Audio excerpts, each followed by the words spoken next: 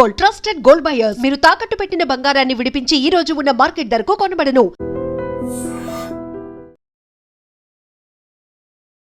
డబ్బు మంచి చేస్తుంది, చెడు చేస్తుంది అంటారు. కానీ ఈ మధ్య కొన్ని నేర ఘటనలు చూస్తే డబ్బు వల్లే అనేక హత్యలు జరుగుతున్నాయి.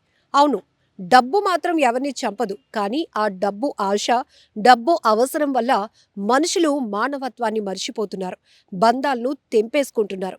అందుకోసం మనుషుల్ని హత్యలు చేయటానికి కూడా వెనుకడుగు వేయటం లేదు.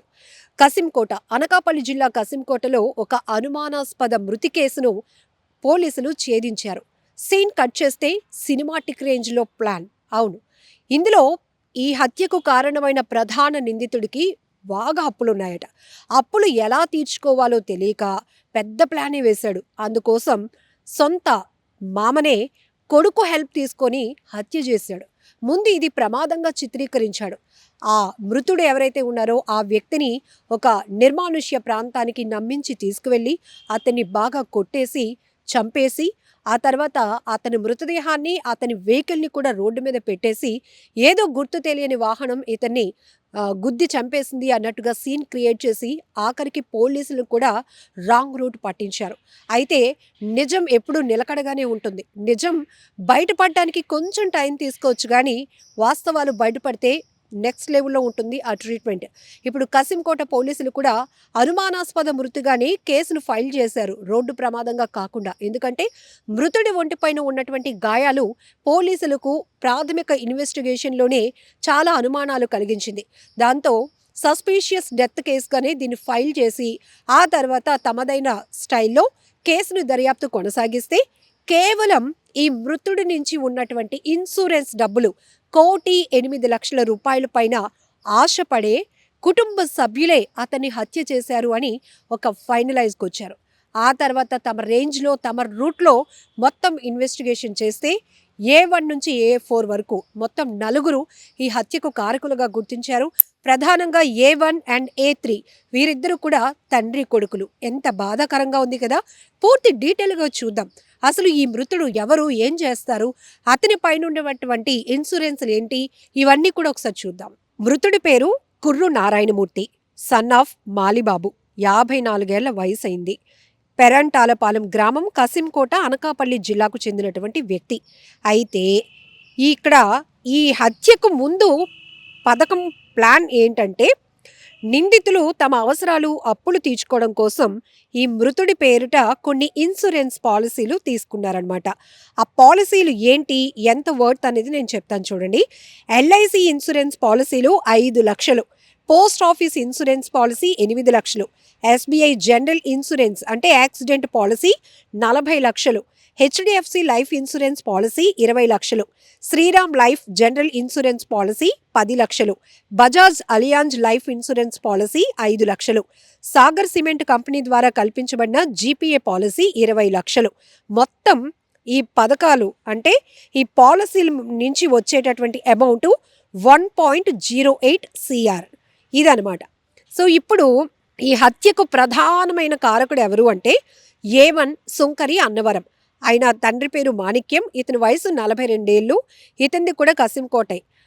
A2 అగ్రహారపు తాతాజీ, ఇతని వయసు 49 ఏళ్ళు, ఈయన కూడా కసింకోటకు చెందినవాడే.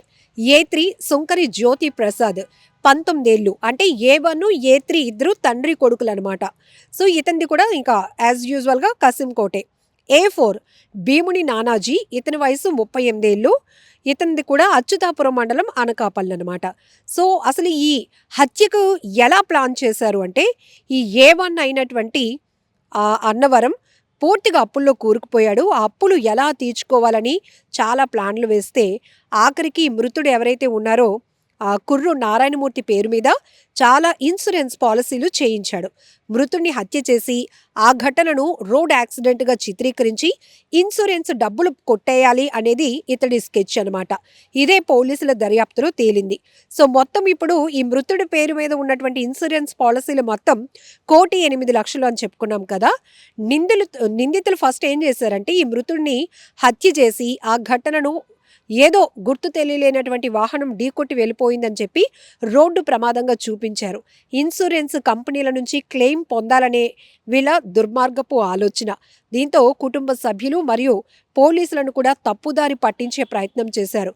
కేసు ఎలా డిటెక్షన్ అయిందంటే ఇన్క్వెస్ట్ మరియు పోస్ట్ మార్టం తర్వాత మృతుడి ఒంటిపై గాయాలను బట్టి కసింకోట పోలీసులకు అనుమానం వచ్చింది. ఆ తర్వాత tower dump, call data, CCTV footage ఇవన్నీ టెక్నికల్ ఎవిడెన్స్లు తీసుకొని ఆ కోణంలో దర్యాప్తు చేస్తే కసింకోట సిఐ మరియు ఎస్ఐ ఈ నిందితుల పాత్రను బయట పెట్టేశారు.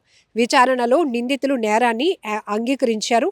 తర్వాత కేసులో ప్రస్తుతం ఈ కేసు చట్టపరమైన చర్యలైతే కొనసాగుతున్నాయి.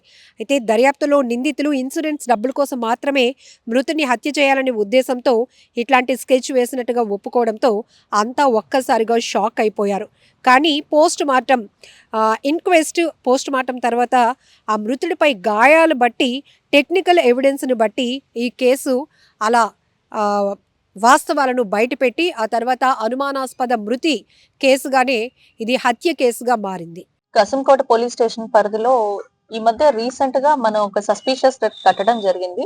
ఇనీషియల్ గా అది యాక్సిడెంట్ అనుకుని మనం 304 హిట్ అండ్ రన్ కింద రిజిస్టర్ చేసాం. కానీ after visiting crime scene and inquest post mortem అయ్యాక మేము దాన్ని మర్డర్ కింద ఆల్టర్ చేయడం జరిగింది. బికాజ్ క్రైమ్ సీన్ చూడగానే injuries are blunt and injuries కూడా యాక్సిడెంట్ లా అనిపించలేదు. దాన్ని బేస్ చేసుకుని మేము ఇన్వెస్టిగేషన్ స్టార్ట్ చేయడం జరిగింది. CI Kasimkota and SI Manoj and SI Lakshman Rao with his staff investigation start చేస్తే మాకు సబ్సిక్వెంట్ గా తెలిసిన విషయం ఏంటి అంటే ఈ ఎవరైతే డిసీజ్డ్ ఉన్నాడో కుర్రి నారాయణమూర్తి 54 years, ఆయన ప్యాకింగ్ లేబర్ గా సాగర్ సిమెంట్ లో వర్క్ చేస్తూ ఉండేవాళ్ళు. ఆయనకి సాగర్ సిమెంట్ తరపున ఒక గ్రూప్ ఇన్సూరెన్స్ ఉంది 20 lakhs కి. అదే కాకుండా వాళ్ళ అల్లుడు సన్నిల ఫస్ట్ డాటర్ వాళ్ళ హస్బెండ్ అతని పేరు మీద అరౌండ్ 1.08 crores కి ఇన్సూరెన్స్ డిఫరెంట్ పాలసీస్ ఏవైతే ఉన్నాయో అవి రిజిస్టర్ చేశాడు పాస్ట్ 6 months లో. ఆ పాలసీ అమౌంట్స్ ఈ యాక్సిడెంటల్ డెత్ అయితే ఆ పాలసీ అమౌంట్స్ వస్తాయని చెప్పి ప్లాన్ చేసి అతన్ని చంపటం జరిగింది. చంపేసి యాక్సిడెంట్ లాగా ప్రొజెక్ట్ చేద్దామని ప్లాన్ చేశారు. బట్ సిఐ కసింకోట అండ్ ఎస్ఐజ్ వాళ్ళు చాలా ఇంటెలిజెంట్ గా ఇది ఏదైతే ఉందో అది మర్డర్ అని చెప్పి డిటెక్ట్ చేసి ఈ రోజు అక్యూజ్ ని కస్టడీలో తీసుకోవటం జరిగింది. దీనికి సంబంధించి A1 సుంకర అన్నవరం వాళ్ళ అల్లుడు అండ్ A2 తాతాజీ అతని దగ్గర పనిచేస్తాడు అండ్ A3 జ్యోతి ప్రసాద్ ఎవరైతే ఉన్నారో వాళ్ళ మనవడు, డిసీజ్డ్ వాళ్ళ మనవడు అండ్ A4 LIC ఏజెంట్. ఇతను యాక్చువల్ గా ప్లాన్ చేసి ఇలా ఇన్సూరెన్స్ పాలసీస్ కట్టేసి తర్వాత సబ్సిక్వెంట్ గా తను చనిపోతే మీ అప్పులన్నీ తీరిపోతాయి ఇన్సూరెన్స్ అమౌంట్స్ తో అని చెప్పి వాళ్ళకి ప్లాన్ చెప్పడం జరిగింది. సో A4 ఈ టోటల్ 4 అక్యూజ్ ని ఈ రోజు కసింకోట పోలీసులు కస్టడీలో తీసుకున్నారు. దీనికి సంబంధించి CI Kasimkota and SI Manoj and SI Lakshman Rao and PC Gopi and Srinivas వీళ్ళు మంచి వర్క్ చేసి ఈ అక్యూజ్ పట్టుకోవడంలో హెల్ప్ చేశారు. ఇక్కడ క్రైమ్ సీన్ వచ్చి ఆ హెరిటేజ్ పక్కన సందు ఉంది కదా, సందులో అయింది, రోడ్ మీద అయింది, లేఅవుట్ మీద. ఇన్సూరెన్స్ ఏజెంట్ ఎవరైతే ఉన్నారో అతను ప్లాన్ చెప్పాడనమాట. మీకు ఇప్పుడు ఆల్రెడీ అతనికి చాలా అప్పులు ఉన్నాయి. A1 ఎవరైతే ఉన్నారో అతనికి ఈ అప్పులన్నీ మీకు అప్పులు తీరాలి అంటే మీరు ఇలా యాక్సిడెంటల్ కింద పెడితే మీకు అమౌంట్స్ వచ్చేస్తాయి, నేను మీకు హెల్ప్ చేస్తాను, దానికి నాకు కొంత ఫైనాన్షియల్ అమౌంట్ ఇమ్మన్నాడు. ఆ అమౌంట్ కోసం అని చెప్పేసి వీళ్ళు చేశారు. ఇప్పుడు ఎప్పుడైతే ఇది సక్సెస్ అయ్యి ఉంటే యాక్సిడెంటల్ డెత్ కింద వీళ్ళకి వచ్చే అమౌంట్ లో కొంత షేర్ అనేది ఇన్సూరెన్స్ ఏజెంట్ కి ఇవ్వాలి. ఇనిషియల్ గా యాక్సిడెంటల్ డెత్ కిందే తీసుకున్నాం, ఎందుకంటే ఈవెన్ కంప్లైంట్ ఫ్రమ్ ఫ్యామిలీ కూడా అలాగే ఉంది మనకి. మేము చాలా సార్లు డౌట్స్ ఎక్స్ప్రెస్ చేసిన family was saying that it is accident, కానీ ఇంజరీస్ మాకు అలా అనిపించలేదు. So we started our own investigation. తీసుకునేసి చేస్తే ఫ్యామిలీ మెంబర్స్ అక్యూజ్డ్ అని తెలిసింది. ఆ రోజే చనిపోయాడంటే కొనూపిరితో ఉండగా KGH కి వెళ్ళాడు, బట్ అప్పటికే కాన్షియస్ లో లేదు. నిజంగా ప్రస్తుతం ఉన్నటువంటి సమాజం దేనికి ప్రయారిటీ ఇస్తుంది?